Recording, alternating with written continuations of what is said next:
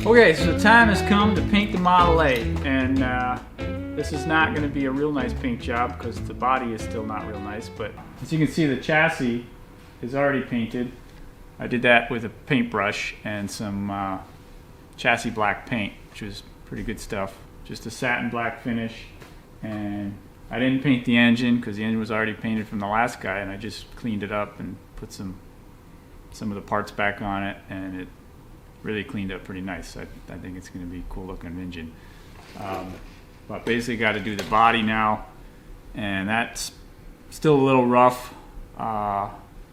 There's some pitting and a little cracking all around it, but it's good enough for a driver, and I'm definitely going to drive this thing. So doing kind of a quick paint job.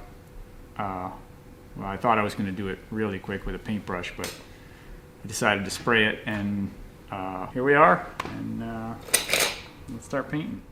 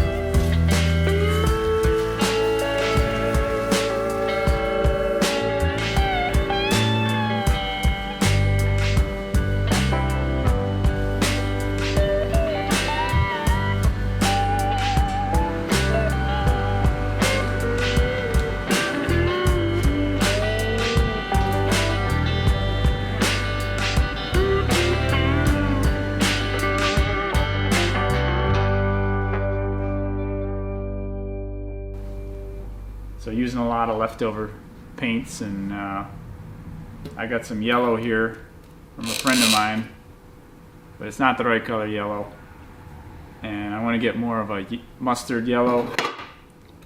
It's kind of a brighter yellow than I wanted to run, so I'm going to mix some orange in with it to try to get the tint where I want it.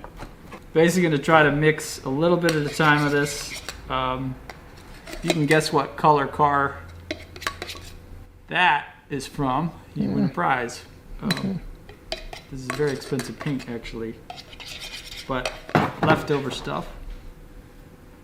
And spray that on. Then I'm going to try to do a little bit of a satin clear coat to keep it sort of worn in and old looking, because I don't really want to have it glossy, because it's honestly not smooth enough to be glossy. You'll see all the ripples and stuff in it, and I don't want to highlight the imperfections of this body any more than necessary. Otherwise it turns into brown.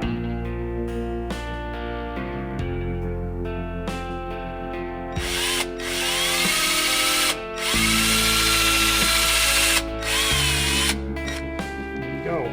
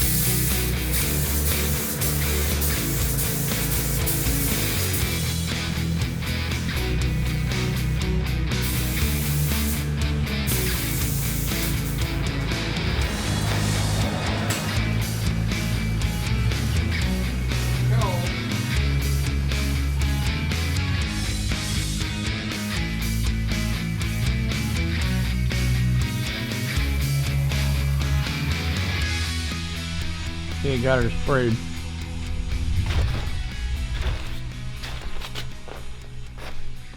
Pretty cool. The panel's done.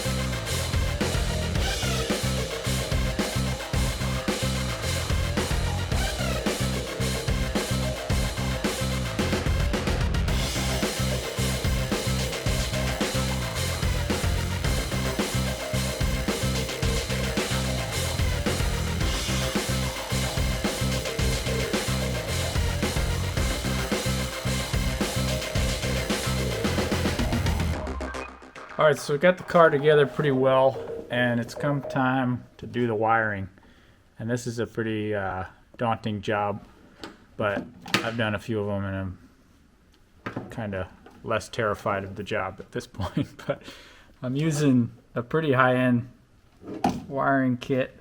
It's like $500 if you go buying a new, but I got it at a swap meet for like $100. So you can definitely get away with the cheaper ones, get the same results. But first things you got to do is figure out where to put the fuse box. I'm going to stuff it way up in here and basically loosely run all the wires to where they got to go, and then start actually splicing them into the connections. But I'll save you the trouble of watching all of this for the next week.